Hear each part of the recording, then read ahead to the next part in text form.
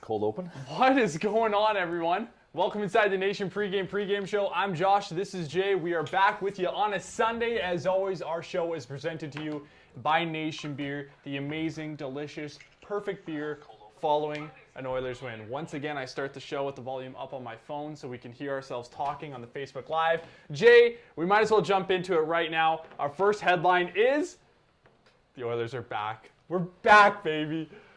Wow, did we ever need that game last night? Oh, that was very, very reassuring.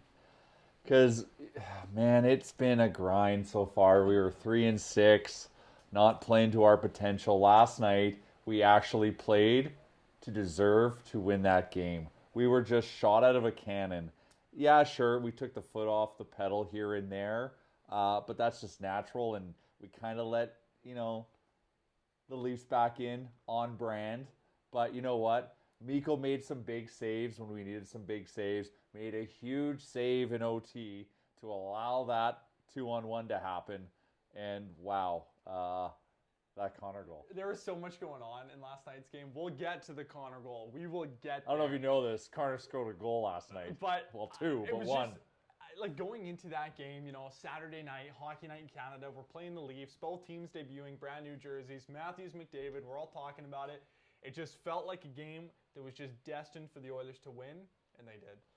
Those Leafs jerseys weren't that good on TV. Terrible. They didn't translate. The Leafs jerseys are horrible. Reverse retros. What did we say yesterday? The boys in those orange pants felt good. Look good, feel looked good.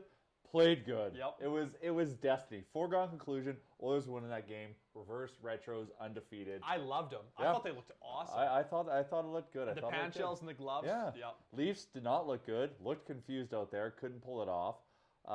So super happy. And even what made me extra happy is that we played that game at 5 o'clock just so our friends out east could see that game in prime time. Get it in, not miss their bedtime, make sure they're focused. They got to all watch that game. They got to watch Connor McDavid go out there, be mad, do his magic, and really piss off Leafs Nation. And that is what really made me satisfied. We might as well get into it right now.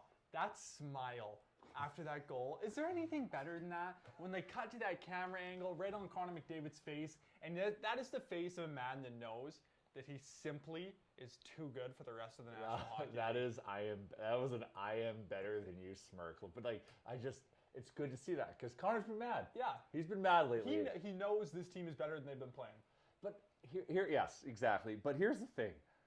Just do that more often, Connor, because he can do that whenever he wants, right? Yeah. But he often opts to try to make the play. Like, that was a power play, and he just went end-to-end. He's like, screw it, I'm scoring, I'm going end-to-end. Yep. Embarrass Muzzin, goes in, scores, embarrasses Anderson. Yep.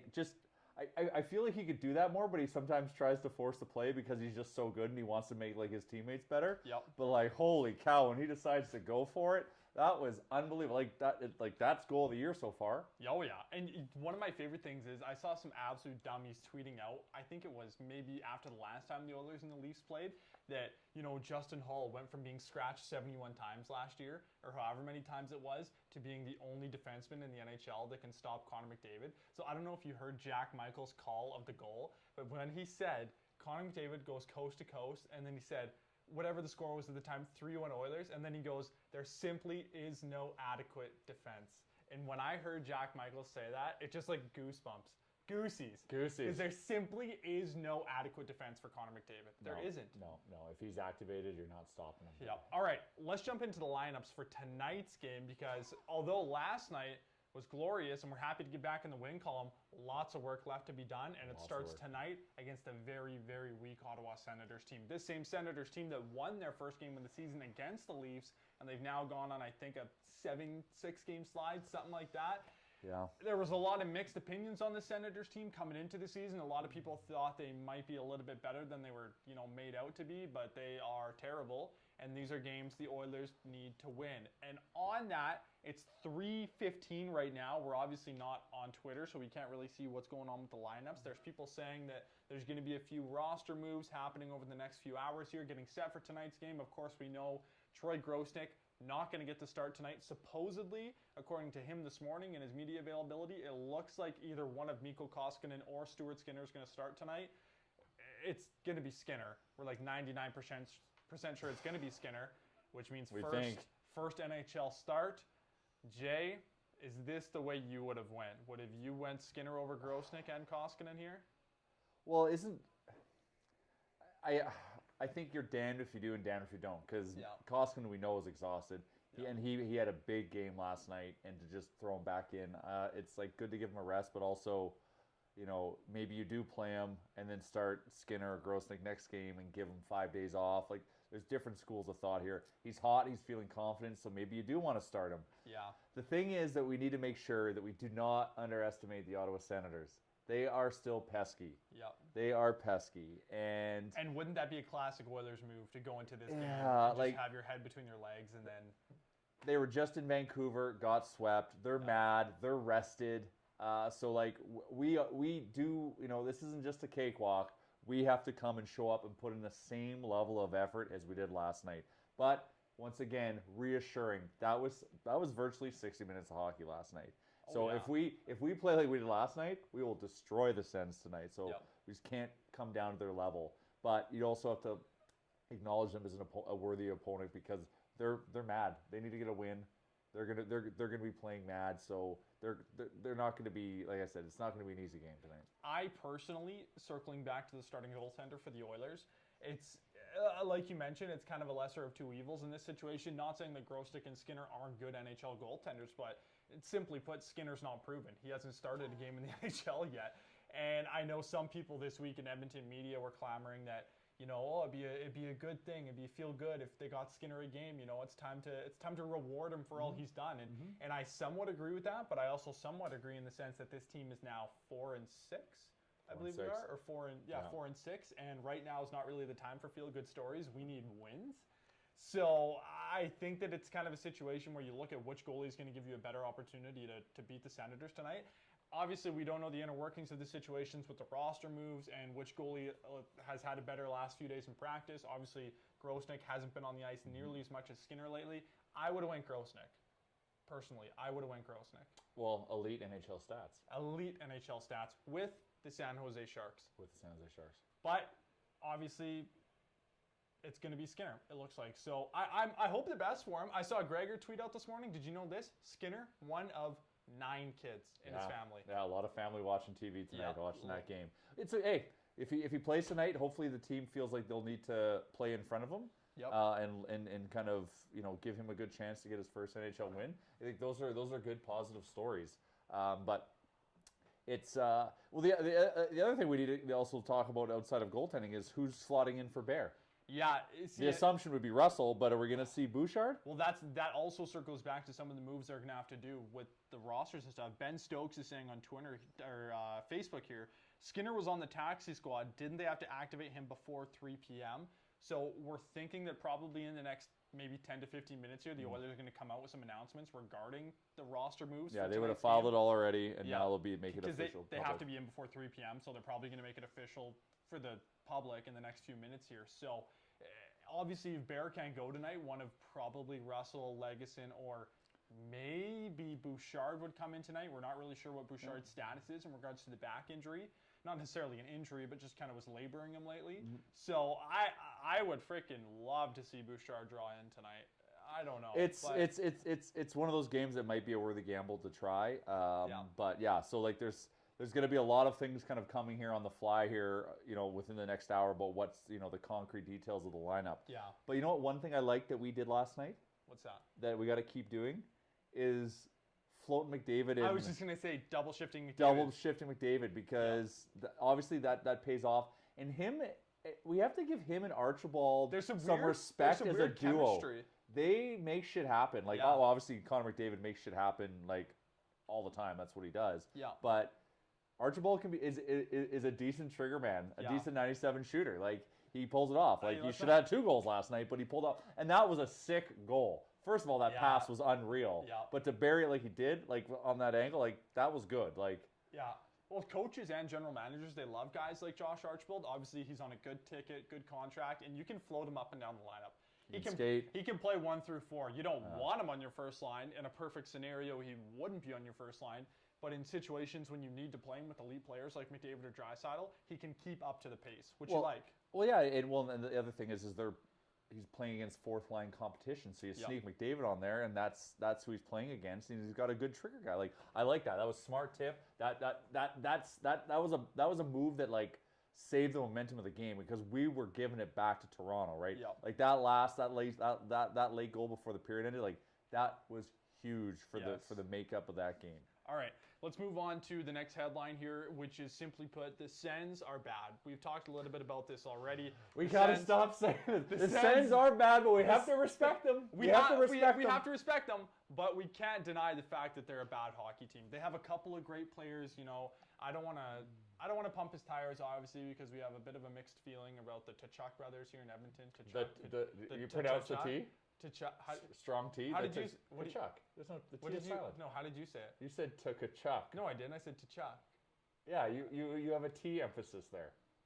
You include the T in Tkachuk. What, I said Tkachuk? I said Tkachuk. You don't even know what you said now. I meant to say Tkachuk. Yeah, no, Tkachuk. You pronounce the T. Everyone. Brady Tkachuk. Tkachuk. Either way. Yeah. Either way. Hey, he's a force. You know him, Josh Norris. You're looking at Tim Stützle, who we believe is back in the lineup tonight. Did we confirm that? He's been back, I'm pretty sure. Daily Faceoff had him as on the second line. And then, you know, on the back end, Thomas Chabot. Is he injured right now, Chabot? I don't know. We should probably look I don't even know who their goalie is. Well, Matt Murray, is he going to start? Oh, yeah, that's right. He'll probably start. So, obviously a decent goaltender, but can't deny the fact that this is a tough team. This is a tough team, but it would be classic Oilers fashion to play down to their opponent. And if they play anything like they did last night against the Leafs, it's going to be an okay game. They won't stand it. Yeah, they'll be fine. Oilers will win. They'll be fine. The thing we need to factor in, and this is something, you know, especially countries like Germany or Finland and whatnot, like there's that competition, right? Like Leon Draisaitl has set the bar for German hockey players. Yeah. And then we have Dominic Cahoon, who is now. We didn't even talk about this. Well, yeah, we'll get back to him in a second. Okay. But another like elite level German. Obviously, Leon's the best. Yeah. But these are motivating factors for Stützle or Stützle. Stützle. According to Ray Ferraro. So these are motivating factors. I actually expect him to have a game. Like I am, because of this weird. Like I feel like he's going to show up. He's back in World Junior Ice in Edmonton here, where he dominated over the holidays. I'm actually going to bet on him to score tonight. He's going to want to look good for Leon. Yeah, he wants to show up because he wants. It's always funny. He's going to want to see how he measures up against his countrymen, right? Yeah. So I actually expect him to be shot out of a cannon tonight and put on a big performance. So I bet you the odds are delicious. So delicious. I'm going to be betting on Stützle's score because he is just going to try to show because now Leon's the old guy. Yeah. He's the young guy. Young guy wants to show the old guy what's up. I guess Leon would be the old guy now. He's the old German. He's the old German now. Okay, first, before we get to your questions, we got to talk about yesterday. We had one of the Germans that you know. I think he was one of the Germans. Yeah, Nicholas. On the broadcast. Nicholas, I hope you're watching again today. You asked us about Dominic Cahoon. We said he was due. We know our friend Bagmilk, the degenerate, bet on Cahoon to score. Good man. And he did. That was great. Cahoon. So good for him. So happy for him. So you're just hoping the floodgates open because it's just a confidence thing for a lot of these guys, right? Like, so I just hope now more of his opportunities go in, and now his season kind of starts coming to shape. Like now that leads me to talking about confidence about Puljujärvi. I feel like he's taking a step back in his confidence a little bit right now, and that's okay. He's still young, figuring it out, but like, you know, that game against Winnipeg where he had his coming out party, just exuberating confidence. Yep. We need to get that back because I saw some moments where I think he looked a little bit nervous with the puck, and in one instance actually led to a goal against. Mm-hmm. So hopefully he can find his mojo again here. What was the final score last night? Was 4-3 in overtime. 4-3? I thought it was 5. No. I knew it was something. I knew it was either 4-3 or 5-4. Because remember, I predicted on last night's show that it would be 5-4. Oh, gotcha. So I wanted to circle back and see if I was right. Just I was off by 1. What did you say? I said 4-2. I said it was going to be an under, but I said 4 goals. So we were both close. Yeah, we're close. It hit the over, though. All right, let's get to your questions. We're live. We love doing this. So we're on, I guess, Facebook, Twitter, Twitch, and YouTube right now. So if anyone has any questions regarding tonight's game, regarding roster moves, regarding anything, hit us up with the comments right now. I'm just going into Twitter saying, any questions? Ben Stokes is saying Oilers announced yesterday Skinner and Nygaard were moved to the taxi squad. Troy and Ennis were activated. So yes, obviously yesterday Ennis was activated, as was Grosnick. I believe there's going to be some changes today regarding that because we imagine Ennis is going to stay activated, probably in the lineup again tonight. There hasn't been any announcements yet regarding changes for the Oilers lineups other than goaltender. Well, if they have to make Other any than moves, Bear, if yeah. they have to make any moves for Skinner to be able to play, I would assume actually Ennis would be pulled out because he doesn't require waivers. Yeah. Oh yeah. I guess so. So yeah, there's a lot going on here with what's happening tonight. Yep. We got a question from Germany. Oh, I love From you, Leon. Leon saying, greetings from Germany. Question regarding our defense prospects. How many NHL games will Bouchard/Legson have at the end of this season? You guys rock, by the way. Thank you so much, Leon. We appreciate the love. Thank you for watching from Germany. Jay, I'll let you chime in on that. Legson and Bouchard, how many NHL games do you see either of them drawing into this season? Legson has 1 or 2 so far. Well, I think just one. Just one. Yeah, and he got hurt. Just one, yeah. So I feel like obviously they have a little bit more confidence with Legason right now, a little bit known quantity in terms of just like solid defensive play. Yeah. But because Bouchard to me is unknown, so Yep. I have to rely on kind of what they go. So right now, kind of how things are trending, I think we're probably going to see more Legason. But I actually do want us to see Bouchard. Like I want Bouchard to get his chance. Like I know we saw him 9 games last year or 2 years ago or whatever before we sent him down. So we got a little bit of a taste. But it'd be nice to get him in. But how kind of things are shaping, probably Legason. Yeah, it's looking like if I had to predict, I'd agree with you. I think Legson will get into more games this season. I think if you're asking the Oilers fans as a whole who they'd like to see more Bouchard games all out of, day. it's Bouchard. He kind of comes with a little more swag to his game than Legason, and obviously probably a bigger piece to the future for this team than Legason. But at this point, probably Legason sees more NHL games out of this 56-game schedule. I'd say probably Legason maybe draws into, I'd say between 25 to 30 for Legason this season, depending on injuries. Obviously, injuries could have a big part of it. And then Bouchard, it'll be interesting to see what they do with Bouchard because with young defense prospects like that are going to be a vital part of your future, the biggest thing for them, Jay, you can agree with me on this, is they want them in game action. They want them playing. So I think that once the AHL season really gets ramped up, I know they've kicked off their preseason schedule. We'll see if they actually send Bouchard back down to the Condors just to get him in game action more often. Yeah, he needs to start playing. Yeah, you don't want him riding the taxi squad all season. That would just be foolish. He's still developing. And I think one thing that we like about Ken Holland, and it's kind of a breath of relief with him, is that he's not going to let that happen. If he's going to ride the taxi squad all season, they're going to send him down. Yeah. So and now Bakersfield season's fired up, so now we'll see them make a decision on the player soon. Yep. Where Legason a little bit more established in his career, so that's probably why they'll give him more of a shot here. Yep. I got a question. One? This is just a personal one. This is from one of our German friends. Okay. Not wearing my Uggs today. It's not cold enough here at Edmonton. Did he ask that on Twitter? Yeah. He asked that on Facebook too. Oh yeah. Wearing my Air Force, my Air Maxes right now. Nice. Good socks too. Uggs are when it's about -10 today. You give me about -20, I'm running Uggs. Yeah. That's what it calls for it. Actually, no, I like to wear my Uggs all the time, but I try to create some rules around it anyways. All right, we have a question coming in from Daryl Murray. Daryl saying, did you guys like those jerseys last night? We Undefeated. We can both agree on this. I loved them. You can't argue. Undefeated jerseys, like boys had some swag. Connor's smirk. Oh yeah. Does that happen in the Navy jersey? I don't know. I don't think. Once again, I am a fan. The Navy jersey on the street, amazing, tough to watch on television. But retro jerseys, obviously the boys felt swag. They love those pants. Pants were flying. Look good, feel good, play good. That's as simple as that. We got a question from Nicholas Jacob on Facebook. He's saying point prediction for both tonight, Draisaitl and Stützle. How many points for each? 2 for Dry, 1 for Stützle, and it'll be a goal. Goal for Stützle? Yeah. Yep. Okay. 100%. Nothing's 100%. We got Nils says Draisaitl is plus 500 to score twice. Should I go for it? #MoneyJ. Plus 500. 2 goals is a lot, even for Draisaitl. You can't, but the thing is like, you can't, like, Draisaitl can score 2 goals every night. Yeah. Like, and that's the thing, right? Plus 500 is so enticing. Yeah, why not throw a couple euros on there and see, you know? Like, you don't have to go chase the dragon and bet your life savings on it. Like, if I had any recommendation for you, I would say look and see what over 2.5 points would be for Draisaitl. Not as juicy. See it, but if you can get close to as juicy of odds, I would sprinkle that personally, Yeah. because I love over 2.5 points. Because I bet the one game when Dave Tippett didn't put Connor McDavid on the ice with a minute left in that one game, I was one McDavid point away from winning like $170. But whatever, we're not going to talk about that. You know who's worthy of a over 1.5 look because he's been heating up the last couple games now. I was singing his praises to start the season, thinking that he was going to pay out, but now it's starting to kind of take shape. I think he's finding his spot on the power play now. Is actually Tyson Barrie.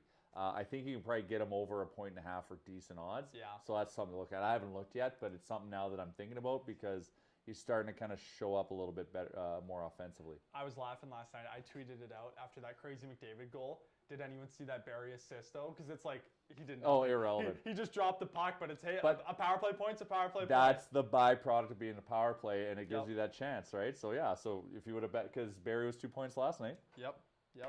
Keep firing those questions off to us on, I think we're live on a bunch of different platforms right now, but we're monitoring the questions on Twitter and Facebook.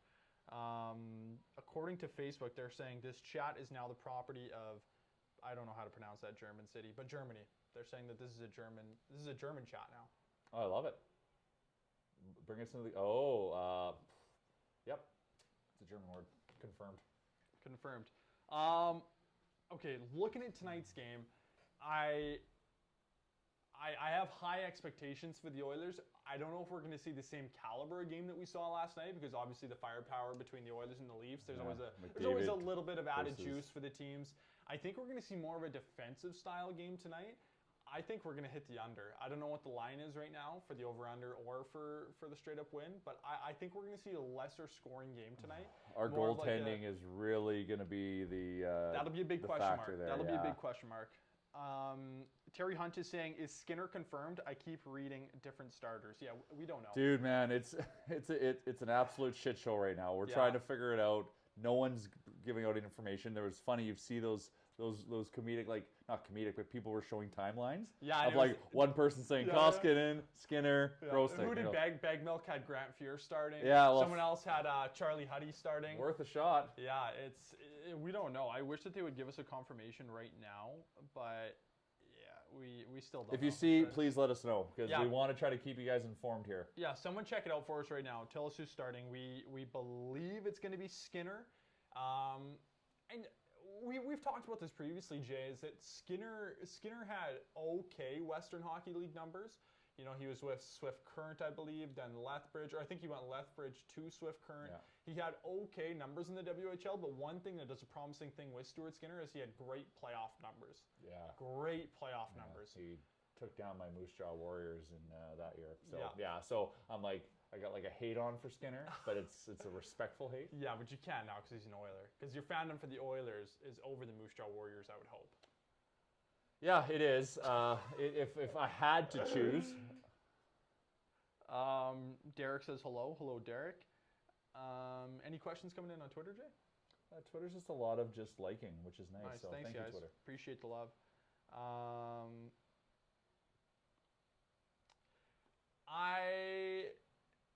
I'm excited for tonight. You got a score prediction?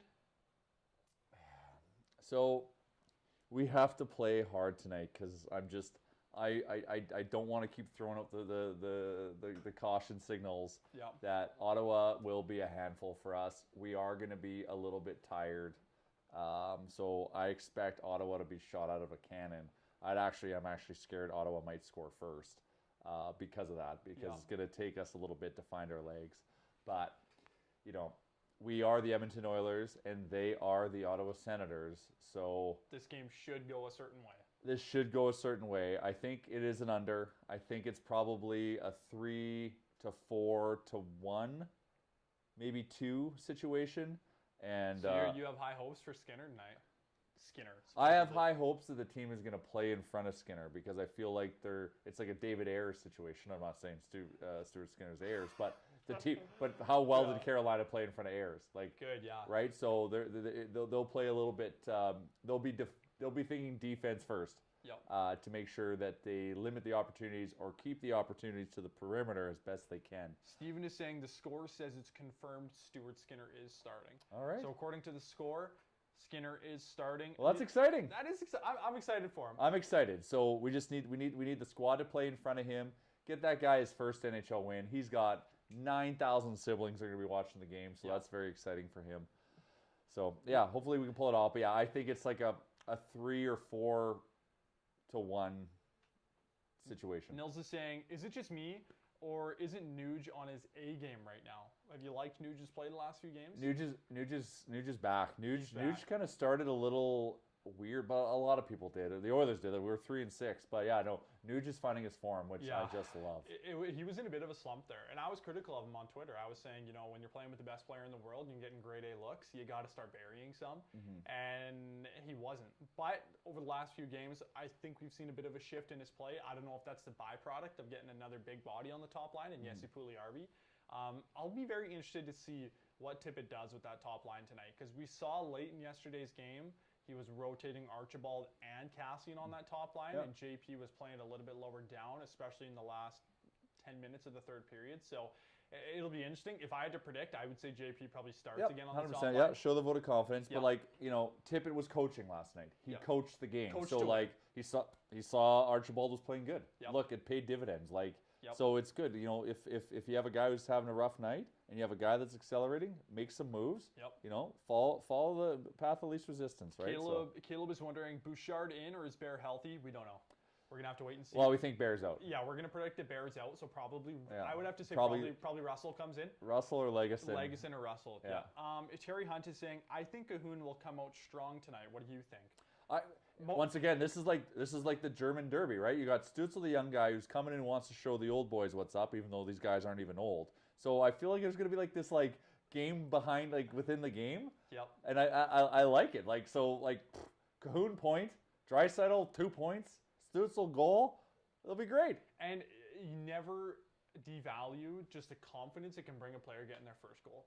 It's a big monkey off the back for Cahoon. Well, just the big thing with these guys are all talented athletes.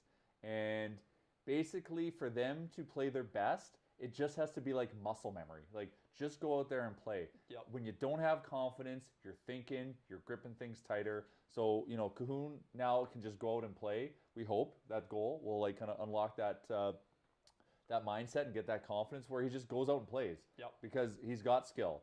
A lot of skill, actually. And so I think we'll be very interested to see kind of how his season goes. So very, very bullish on Cahoon. Very happy to see that. But these are the storylines that need to start unlocking for us to go on this heater that we need to kind of get back in line with where the Oilers should be.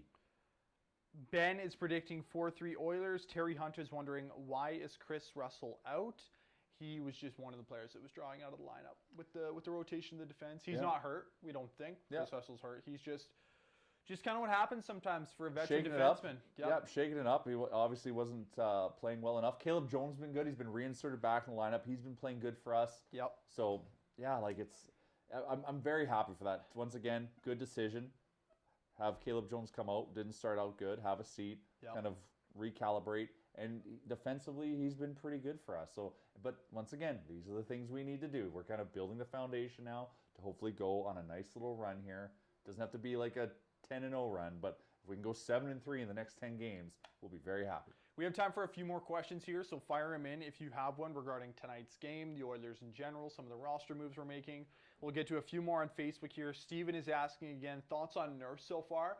Me being someone that's been very critical of Darnell Nurse so far this season, I think that the last few games, the biggest biggest thing that he's been doing well is he's activated. He needs to be activated for him to be effective for the Oilers. He has to jump up in the rush. He has to be able to correctly predict pinches along the wall, keeping the puck activated in the offensive zone.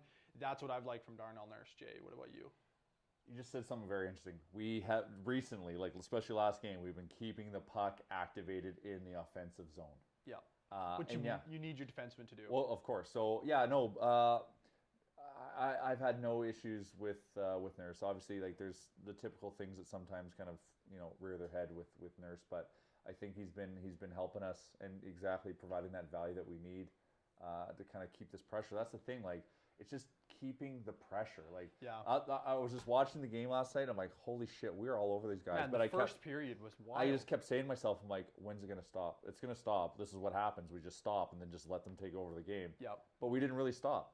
Yep. And that was so reassuring. So like I said, so many positives and momentum was created from that game. So I just hope that can just continue on now, and we can just call like the first 9 games like our preseason, if you will. Yeah. And now we've kind of got things sorted out. Okay, we got 2 good questions here that we're going to get to for the final ones for today's live. First one is, how do you think this would have been different for the Oilers if they were in the Pacific Division this season? This is a good question. I like this because I've been very vocal saying that the Canadian division was kind of bad for the Oilers because this is probably the strongest crop of Canadian teams we've had in a while. Yeah. Whereas you look at the Pacific Division, you're thinking, okay, what used to be such a hard road trip for the Oilers was doing that Pacific Coast run, going between Anaheim, LA, and then San Jose. Those were 3 strong teams over the last 5 years, and now it's like they're in the dumps. This would have been a great year for the Oilers if they're in the Pacific Division. Obviously, no one would have predicted this would have happened, so it's tough. But we probably would have squeaked out a few more. Like if we played the same way we played, we probably would have squeaked out a few more wins and have a little bit better record. Because like